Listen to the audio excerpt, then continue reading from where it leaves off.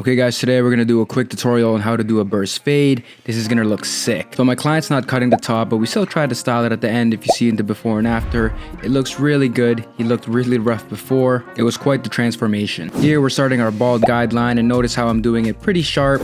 And I don't recommend beginner barbers doing it this way, but I really wanted to make sure that I have a consistent guideline. So yeah, this is going to be really hard for a beginner barber to take out, so I would recommend flipping your trimmer over and lightly putting the guideline that way. And you really want to make sure that the skin part of the fade is really bald. And I didn't record it, but make sure that you use a foil shaver to get it down all the way to the skin. This here is just another angle so you can see the shape of the guideline that I created for this fade. Now I'm taking my number 2 right up to the parietal ridge area and I'm flicking it out. This is to set the foundation for the fade, and it's going to make it a lot easier to create a seamless blend when your canvas is already clean and prepped for the fade. It's very important that you're flicking out right at the parietal ridge area and you follow the shape of your bald guideline when you're doing this, so you get a consistent blend all the way through the fade. Now I'm taking my clipper comb and I'm going clipper over comb so that we can set the foundation even further and make it easier to blend the sides all the way to the top, so we don't have to do as much work later on.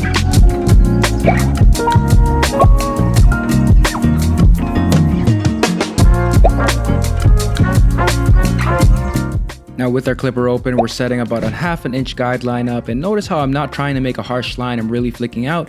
This just makes it a lot easier to blend and fade without creating too many harsh guidelines. And again, we're using our first bald guideline and following that shape so we get a consistent blend.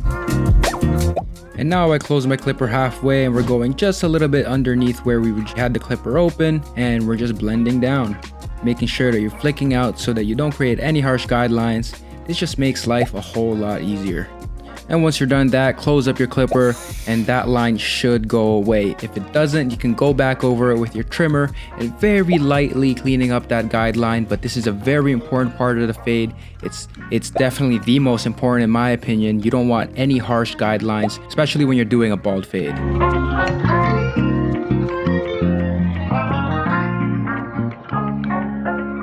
Now we're taking our number 1 with our clipper open and we're just fading out that line and making it a seamless blend. Notice again, I'm not trying to create a harsh guideline. I'm just really flicking out using the corner of my blade, and notice how I'm making the blend a little more compressed towards the back so we get a really aggressive burst fade shape. At this point you want to go lower and close your clipper now, and again same thing, just flaking out using the corners until we achieve a very seamless blend. Consistency is key for fading. You don't want too many dark spots or anything, so really take your time at this to achieve as best of a blend as you can, and remember the shape that you started with this blend.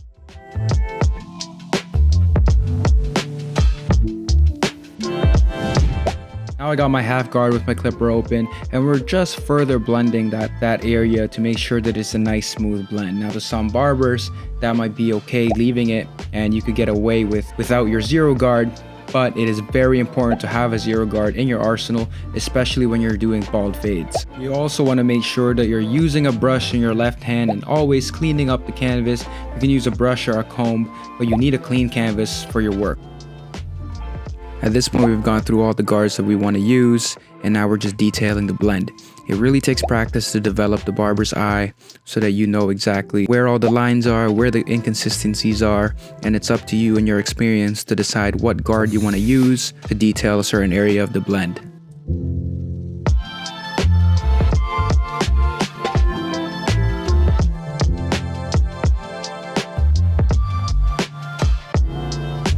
Now I'm taking my number 3 because I'm not happy with the way that the top is blending to the side, so I took my number 3 and flicking out around that parietal ridge area to make it a much smoother blend.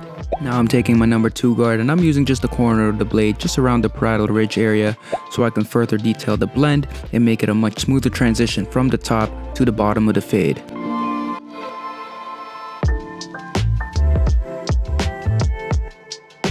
And now I'm doing something similar, just further detailing it with my 1.5 guard. And again, I'm just using the corner. You don't need to use the whole blade for detailing. That way you don't cut too much hair off that you don't want to cut. This makes the room for error a lot more minimal. And now we're on to the other side. We're repeating the same exact steps here, making sure not to flake out too much. I'm just gonna let the video play. I'm gonna speed it up a little bit. I'm gonna put the timestamp if you want to skip this part because it is exact same steps. but I wanted to leave this in so you guys can get a different angle on what I'm doing and how I fade.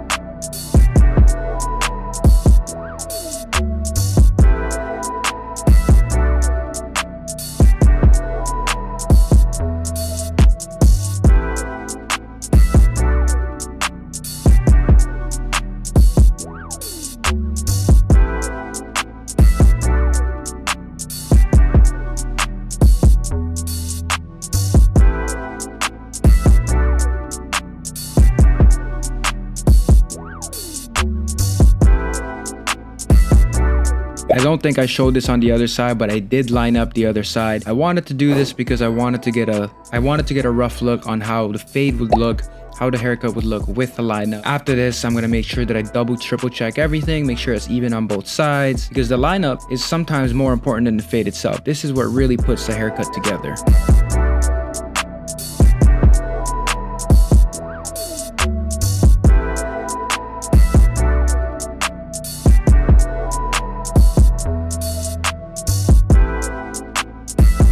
So this is a crucial part of a haircut, and this is the styling. Now again, I didn't cut the top. We're growing it to the desired style that the client wants, but especially because I'm posting this online for you guys, this is how we market ourselves as barbers, is the end result, the haircut photo / video.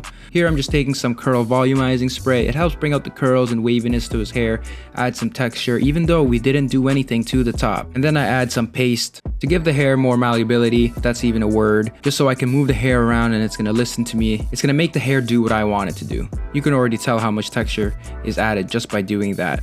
This is a very rough style, very easy to do. It's a very loose style.